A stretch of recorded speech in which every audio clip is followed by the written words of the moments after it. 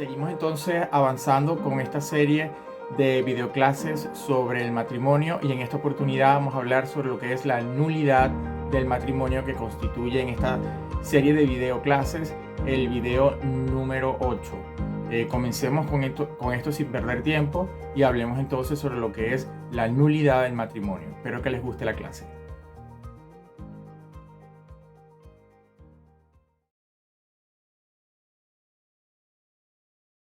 En esta videoclase entonces vamos a abordar lo que es la nulidad del matrimonio. Fíjense ustedes que en la doctrina, cuando estudiamos a diferentes autores, ¿verdad? Ellos lo enfocan de esta forma.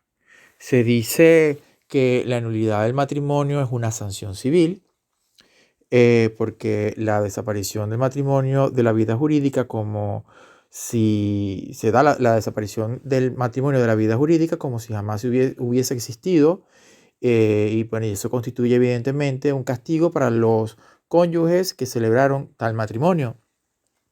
También otros autores se refieren a una sanción represiva excepcional, porque no toda irregularidad del matrimonio determina su nulidad. Y la nulidad es una sanción que solo se aplica a aquellos casos en que la violación del requisito, la violación de requisitos de fondo o de forma establecidos por la ley para la celebración del matrimonio y que esto sea un acto grave, pues.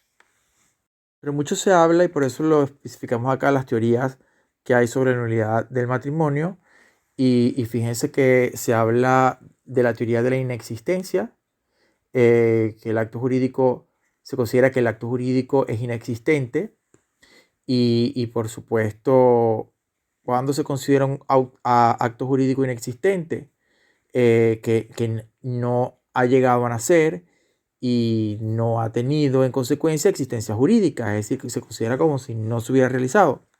El matrimonio que se celebra en fraude a la ley ha sido considerado inexistente en todos aquellos casos en que la infracción legal afecta a los requisitos jurídicos esenciales previstos en la ley del matrimonio, ¿verdad? En las normas sobre el matrimonio. En Venezuela no se aplica esta teoría, ya que existe la figura del matrimonio putativo. Aquí se acoge la teoría de la nulidad. Claro, porque si se escogiese la teoría de la inexistencia como que el matrimonio se considera que no existió, que nunca existió, entonces las personas que actuaron de buena fe no tienen los derechos porque es como que se desaparece todo.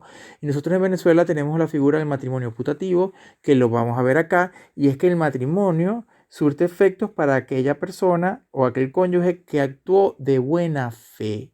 Entonces el matrimonio sí va a producir efectos para él hasta el día en que se declare la nulidad.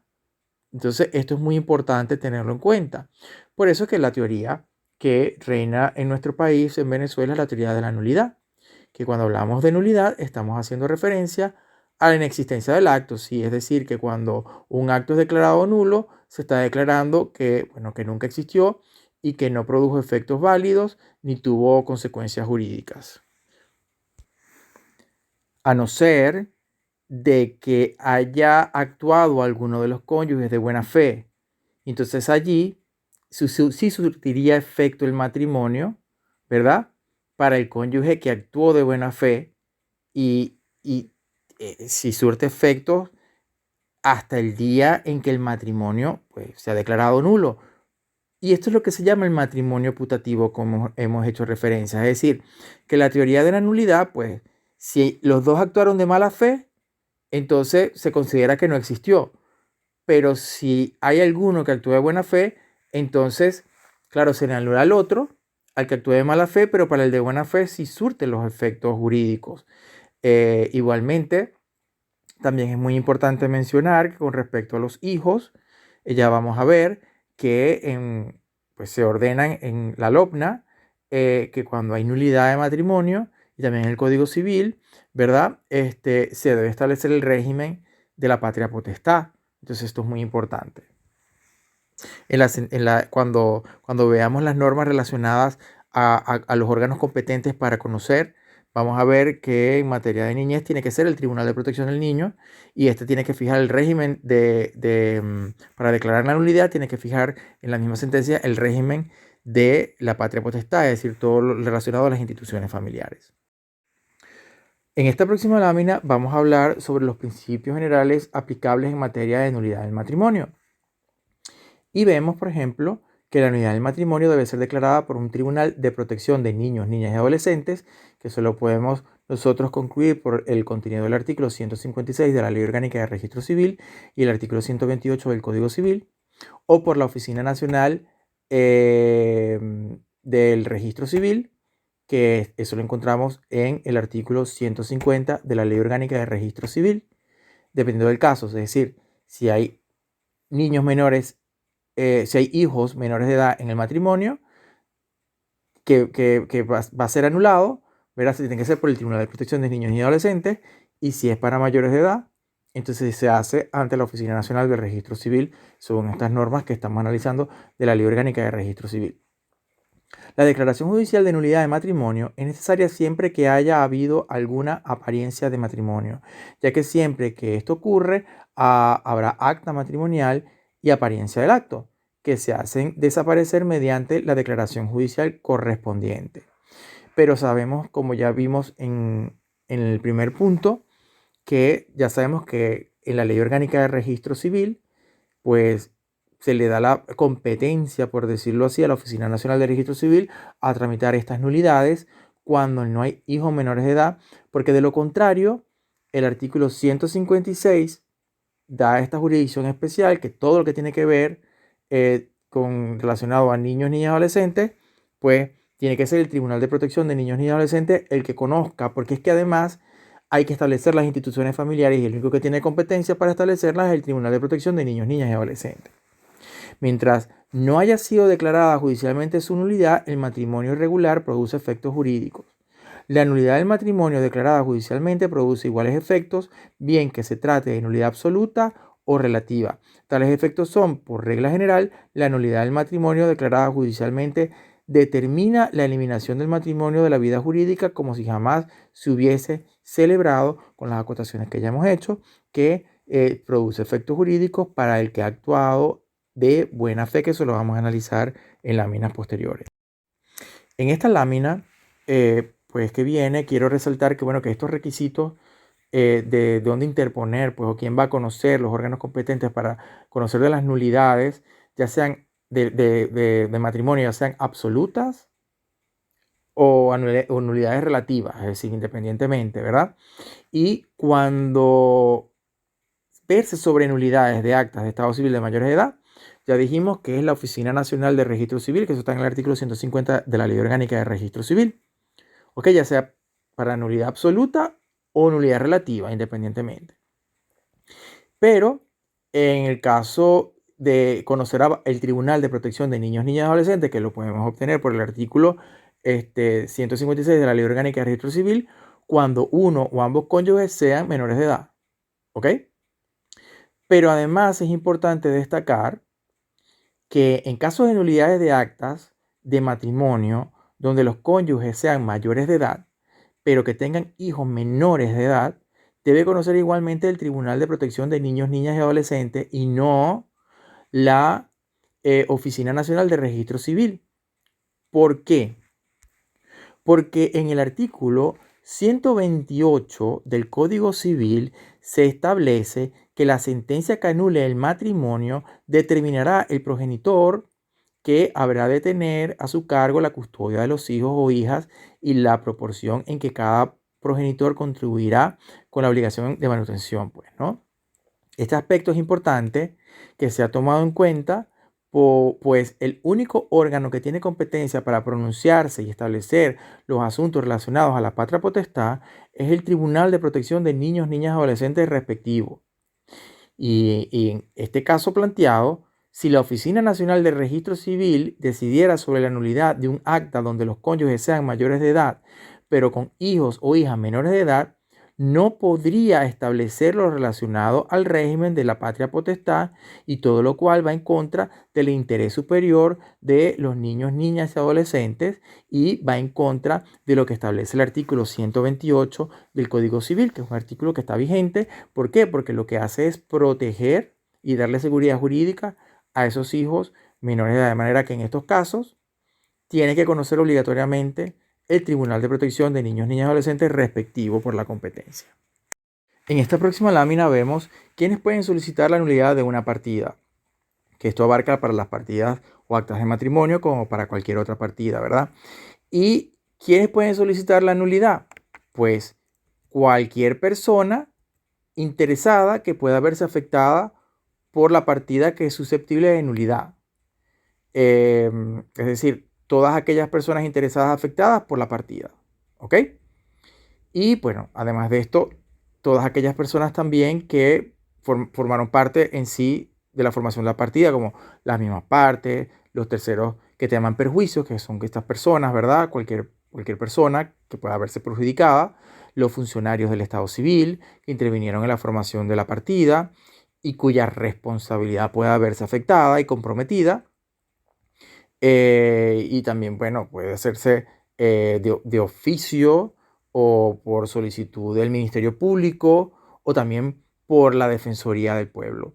Fíjense que estos datos los encontramos en el artículo 150 de la Ley Orgánica del Registro Civil, y también es muy importante, pues, destacar que en el procedimiento jurisdiccional, ¿verdad?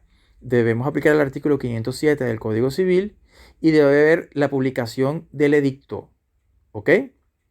Debe publicarse un edicto en un diario de circulación en el lugar donde el tribunal de la causa tiene su sede, y esa publicación debe ser entonces agregada al expediente de nulidad de matrimonio. En esta próxima lámina vamos a puntualizar las ideas sobre las clases y características de la nulidad del matrimonio, ¿verdad? Porque se distinguen dos tipos de nulidad que ya las hemos mencionado, pero vamos a puntualizar las ideas acá, que es la nulidad absoluta y la nulidad relativa. Fíjense que cuando hablamos de la nulidad absoluta del matrimonio, se dice en la doctrina que es una sanción civil represiva y excepcional determinada por la transgresión en la celebración del matrimonio de una disposición establecida por el legislador con la finalidad exclusiva de proteger el orden público, cuyo efecto es eliminar el matrimonio de la vida jurídica y considerarlo como no celebrado, haciendo la salvedad de que se reconoce en Venezuela el matrimonio putativo que ya hemos mencionado, ¿verdad? Y la nulidad relativa, que se ve también como una sanción civil, represiva y excepcional, determinada por la transgresión en la celebración del matrimonio de una norma que, si bien es de orden público, como todas las que regulan los requisitos de fondo y de forma para contraer matrimonio, ha sido establecida por el legislador con el objeto de proteger especialmente los intereses de un contrayente o de ambos. Pero es muy importante mencionar, porque esto lo vimos y tenemos que traer lo que son los requisitos de fondo, ¿verdad? Y los requisitos de forma, porque cuando estudiamos los requisitos de fondo y de forma, veíamos que hay unos requisitos de fondo que producen la nulidad absoluta y hay unos requisitos que, al contrario, no producen la nulidad absoluta, sino una nulidad relativa, donde, pues, si no, no es necesario demandar lo que es la nulidad, porque podría permanecer vigente el matrimonio. Entonces esto es muy importante aclararlo. Y precisamente en esta próxima lámina pues se hace esas aclaratorias y esas ideas puntuales, ideas claves sobre la nulidad absoluta y la nulidad relativa, ¿ok? Fíjense ustedes que en el cuadro de la izquierda de la lámina, donde aparece la nulidad absoluta, se dice que el matrimonio en la nulidad absoluta está viciado y no se puede convalidar como tal. Y la pretensión de nulidad absoluta es perpetua en cualquier momento, por lo que se está violentando, en cualquier momento se puede demandar. No está sujeto a una caducidad, ¿ok? Y la pretensión de nulidad absoluta del matrimonio no corresponde, bueno, solo a los cónyuges, sino también a otras personas vinculadas a ellos y a cualquiera que tenga interés legítimo y actual. Que ya nosotros hemos visto las personas que pueden, en tal caso, pues, em, quienes pueden ir en contra de lo que es una partida, como ya lo hemos analizado en las láminas anteriores, ¿verdad? Para lograr su nulidad. Cualquier persona que se vea afectada. En la parte derecha de la lámina encontramos la nulidad relativa o anulabilidad, que por regla general el matrimonio viciado de nulidad relativa sí se puede convalidar a diferencia de la nulidad absoluta. Y la pretensión de nulidad relativa está por regla general sometida a plazo de caducidad, es decir, si no se ejerce la nulidad en un tiempo determinado, ya después no se puede introducir la pretensión mediante el derecho de acción, pues, ¿no? Y por otra parte, la pretensión de nulidad relativa, en algunos casos, solo puede ser ejercida por alguna de las personas taxativamente señaladas por la ley. En esta próxima lámina hablamos sobre los efectos de la nulidad. Fíjense que algo muy importante es que si se declara la nulidad, los cónyuges vuelven a ser solteros.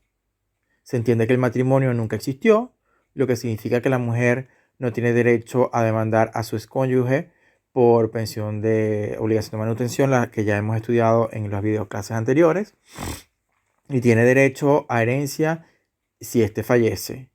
Además, se extinguen todos los derechos y deberes del matrimonio. Pero recuerden que lo del matrimonio putativo sí permanece si hay de buena fe, ¿ok? Hasta el día que se declara la nulidad del matrimonio. Eso lo vamos a ver ahora. Los hijos siguen siendo hijos del matrimonio.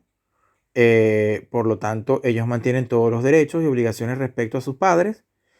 Todo lo que tiene que ver con las instituciones familiares, que es pues la patria potestad, la obligación de manutención, la convivencia familiar, todos los derechos de herencia, etc.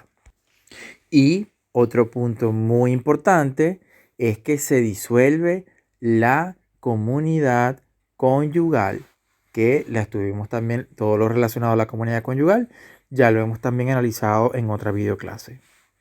Y para recordar, ¿qué casos producen la nulidad absoluta?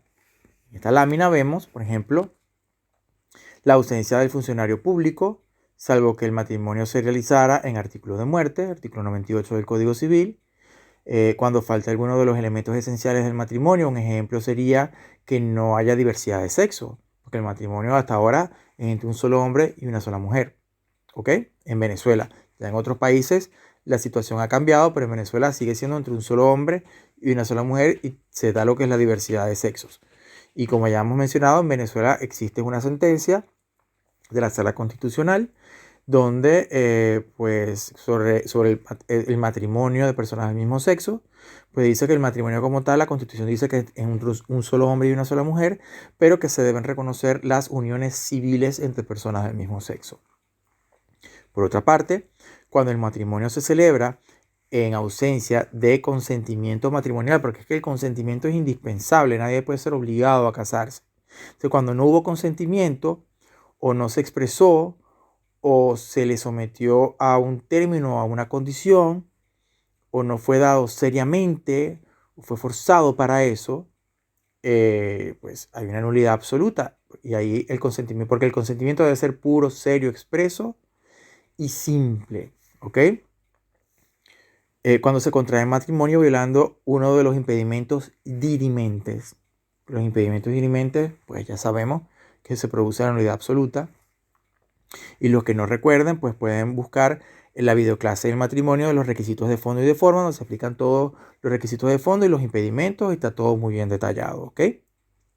Porque no podemos repetir todo aquí otra vez, sino que vamos a las cosas puntuales, porque ya es lo de los impedimentos ya está desarrollado en el tema de los requisitos de fondo y de forma del matrimonio, ¿ok? Que lo pueden buscar y pueden verlo, es muy sencillo también. Está muy esquematizado allí.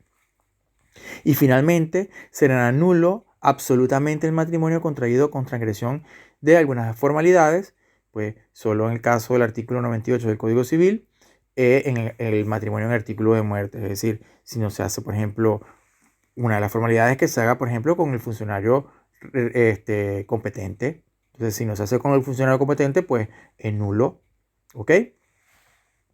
En esta próxima lámina vemos los casos de nulidad relativa, ejemplos, y es por ejemplo, pues que en estos casos, pues son convalidables cuando hay nulidad relativa, ¿verdad? Inclusive tácitamente, cuando no se ejerce la pretensión en el lapso correspondiente. Por ejemplo, el matrimonio realizado entre quienes son incapaces por razón de su edad.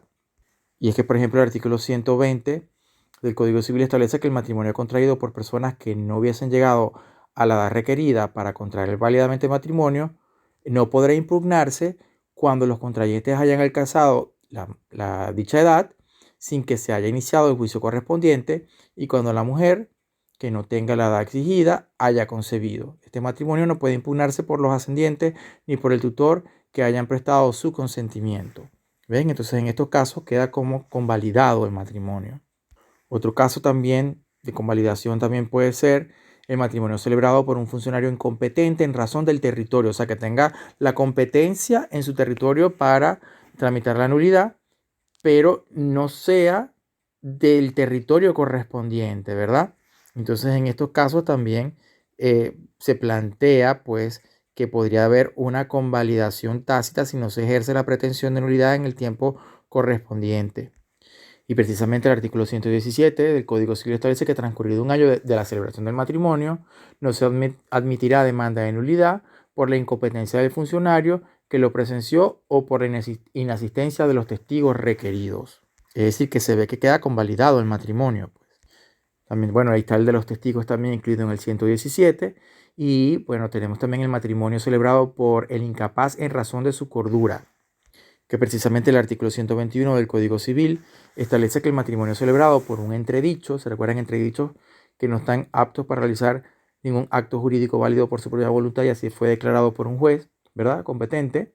Entonces, el matrimonio celebrado por un entredicho o cuando ya sufría la enfermedad por la cual se pronunció la interdicción, puede ser impugnado por su tutor, por el mismo entredicho ya rehabilitado, por el otro cónyuge y por el síndico procurador municipal. Pero dice el artículo 121 que la anulación no podrá pronunciarse si la cohabitación continuó por un mes después de revocada la interdicción, o sea que volvió a recuperar toda su capacidad porque se revocó la interdicción, es decir, ya no es más entredicho, ahora él sí puede realizar actos jurídicos válidos por su propia voluntad porque el juez lo consideró que ya está apto, ¿verdad? Para esto. Y entonces, ¿qué sucedió? Que existió la cohabitación por un mes y después que recuperó totalmente su capacidad, entonces ya no se puede demandar la nulidad, pues, ¿no? Queda como tácitamente eh, convalidado el matrimonio. También tenemos aquí este otro caso del matrimonio celebrado por incapaz en razón de la potencia sexual, que en este caso el artículo 119 del Código Civil dice que la nulidad por impotencia manifiesta y permanente anterior al matrimonio solo puede demandarse por el otro cónyuge. Es decir, que si él no lo demanda, eso que el matrimonio queda válido, está convalidado. Y también, bueno, el matrimonio con vicios del consentimiento, que vemos que el artículo 118 del Código Civil establece que la nulidad del matrimonio contraído sin consentimiento libre solo puede demandarse por aquel de los cónyuges cuyo consentimiento no fue libre. Cuando hubiese error en la persona, la pretensión de nulidad solo puede intentarse por el cónyuge que fue inducido a error. No es admisible, dice el artículo 118 del Código Civil, culmina el artículo diciendo que no es admisible la demanda de nulidad por las razones expresadas si hubo cohabitación por un mes después de que el cónyuge recobró su plena libertad o reconoció el error. Es decir, fíjense que se está dando un término. Entonces, si no se demanda la nulidad y está cohabitando con él, si está habitando con él porque como que está poseyendo ese estado de cónyuge, pues, ¿no? Porque si no, ¿cómo va a estar cohabitando? La cohabitación es uno de los deberes, pues, ¿no? De los cónyuges. Entonces, se queda como convalidado el matrimonio. En esta próxima lámina hablamos sobre lo que ya hemos mencionado anteriormente, que es el matrimonio putativo. Y el matrimonio putativo es precisamente el matrimonio que es declarado nulo cuando concurre la circunstancia de que se reputa válido y en consecuencia produce efectos para él o los cónyuges que obraron de buena fe. Y esto siempre se da, por supuesto, en relación con los hijos, desde su celebración hasta la fecha de la sentencia de que declare su nulidad. Pero por lo menos las capitulaciones matrimoniales también podrían tener esos efectos hasta que se declare la nulidad. Es decir, para el que actuó de buena fe, el matrimonio sí produce esos efectos jurídicos hasta que el día de la sentencia que declare la nulidad del matrimonio. Y fíjense que el artículo 127 del Código Civil establece que el matrimonio declarado nulo produce efectos civiles tanto respecto de los cónyuges como respecto de los hijos, aún nacidos antes del matrimonio, si ha sido contraído de buena fe por ambos contrayentes. Si solo hubo buena fe de uno de los contrayentes, el matrimonio surte efectos civiles únicamente a favor de él y de los hijos. Si hubo mala fe de ambos cónyuges, el matrimonio solo produce efectos civiles respecto a los hijos. En esta próxima lámina vemos entonces, a manera ya de concretar las ideas sobre el matrimonio putativo, qué requisitos se necesitan entonces según lo que hemos estudiado para hacer válido el matrimonio putativo. Por una parte es que se haya celebrado el matrimonio, ¿verdad? O sea, el matrimonio formalmente existente, que se haya contraído matrimonio, que exista el acta de matrimonio, ¿verdad? Y debemos resaltar que la unión concubinaria no puede ser considerada como matrimonio putativo. No obstante, yo tengo unos comentarios porque, bueno, en la Ley Orgánica de Registro Civil ahora se levanta también un acta para las uniones estables de hecho, ¿verdad? Y para estar unido de hecho no puede estar ni casado, ni estado unido de hecho tampoco con varias veces.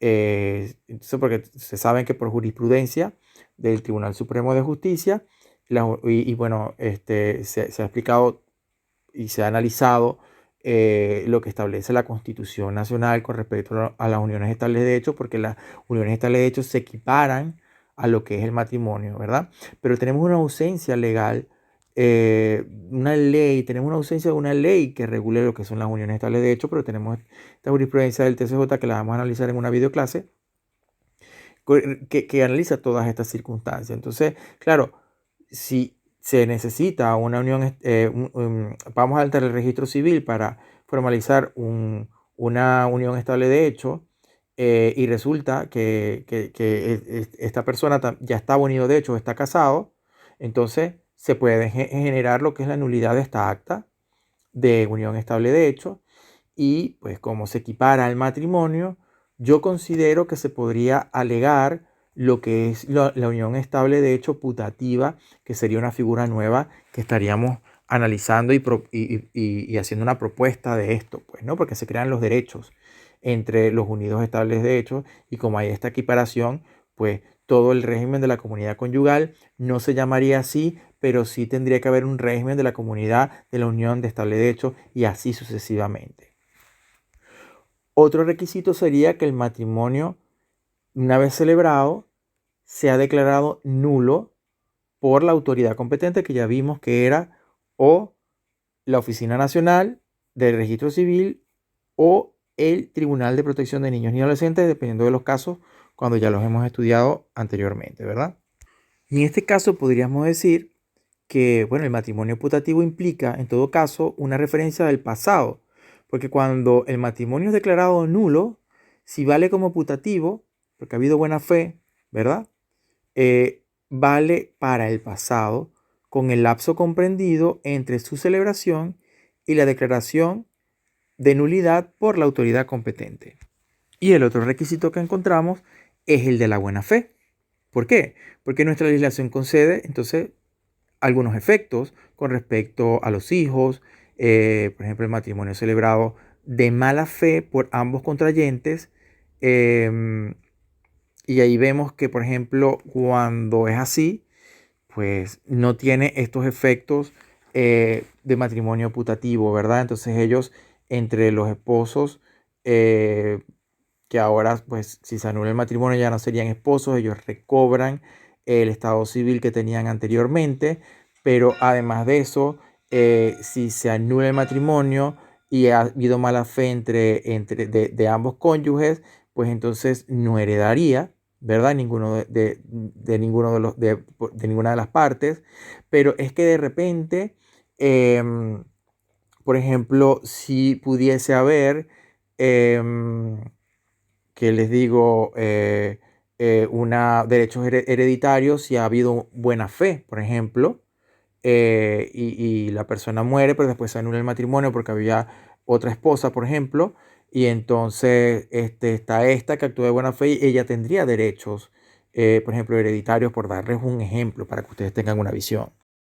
En esta próxima lámina, pues ahondamos un poco sobre la buena fe y vemos que pues, se considera como el desconocimiento de la causa de nulidad de matrimonio. Es decir, por ejemplo, si este señor está casado y contrajo nuevamente matrimonio, que no se puede, ¿verdad? Por eso se está anulando el matrimonio, pero la que contrajo matrimonio con él no sabía que él estaba casado.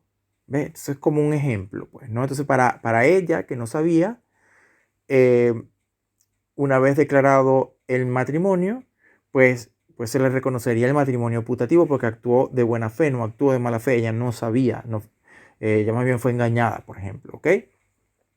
Y entonces la buena fe viene a constituir esa ignorancia de la existencia de la causa por la cual el matrimonio es declarado posteriormente nulo, o la falta de voluntad consciente de contraer un matrimonio nulo como tal. Entre los características de la buena fe podríamos resaltar que es individual, que basta que uno de los cónyuges haya obrado de buena fe, lo que quiere decir que un matrimonio puede considerarse como putativo para uno de los cónyuges, ¿verdad? Es subjetivo porque depende de la persona y la persona que se ve afectada puede entonces, como derecho subjetivo, pues exigir el matrimonio putativo a su favor. También debe existir al tiempo de contraer el matrimonio, es decir, que debe ser inicial. ¿Cómo se puede comprobar la buena fe? Bueno, mira, existen doctrinas, hay una que dice que no es necesario comprobarlo porque la buena fe se debe presuponer, etcétera, etcétera. Hay otra doctrina, que la que yo me voy más acorde, que es la que afirma que la buena fe debe ser comprobada. Los que apoyan esta teoría dicen que sí debe comprobarse la existencia de la buena fe. Hay que fundamentarlo, el por qué existió y bueno, que todo esto pues forme parte del reconocimiento de lo que sería el matrimonio putativo a favor de esa persona, pues. En esta próxima lámina podemos em, destacar otras características de lo que es la buena fe. Por ejemplo, la buena fe debe existir al tiempo de contraer el matrimonio, ya que lo que se protege es la conducta o actitud en ese momento.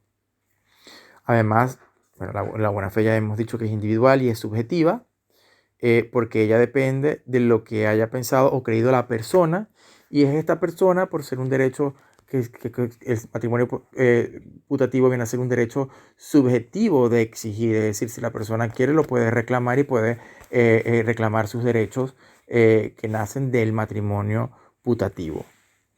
Bueno, y podemos resaltar entre los efectos de la nulidad de matrimonio y también del matrimonio putativo, ¿verdad?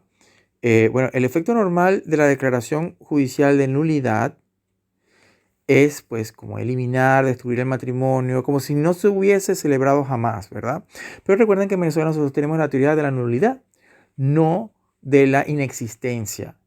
Y la de la nulidad se llama nulidad porque anula el matrimonio como si jamás se hubiera celebrado, pero reconoce, si existió la buena fe, el matrimonio putativo para el cónyuge que actuó de buena fe. ¿Ok? Con respecto a la patria potestad, bueno, ya hemos dicho, porque sabemos que la patria potestad es una figura que no deriva del matrimonio como tal, entonces puede provenir de un matrimonio o de una unión estable de hecho o de una unión casual. O sea que estaría de más decir, pero hay que decirlo, que la patria potestad sobre los hijos nacidos de un matrimonio declarado judicialmente nulo la seguirían ejerciendo el padre y la madre conjuntamente, como se hace en todos los casos por ser el padre y la madre, ¿ok? Y otra idea que me gustaría resaltar entre los efectos de la nulidad de matrimonio y el matrimonio putativo, ¿verdad? Es que, por ejemplo, en el caso del reconocimiento del matrimonio putativo, por ejemplo, las capitulaciones matrimoniales, también se ven afectadas por la sentencia de nulidad del matrimonio.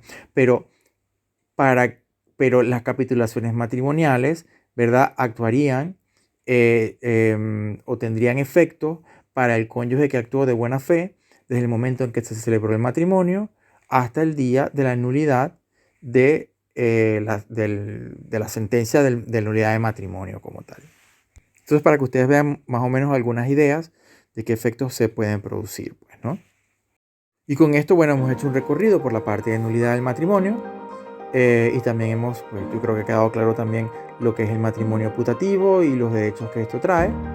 Y esos son puntos de verdad muy interesantes. Yo espero que les haya gustado esta videoclase. A los que no se han suscrito a mi canal de YouTube les invito a suscribirse, a darle like a los videos y nos estamos viendo pronto en otro video que vamos a analizar en el próximo video, la disolución del vínculo matrimonial. Que Dios les bendiga y nos vemos pronto.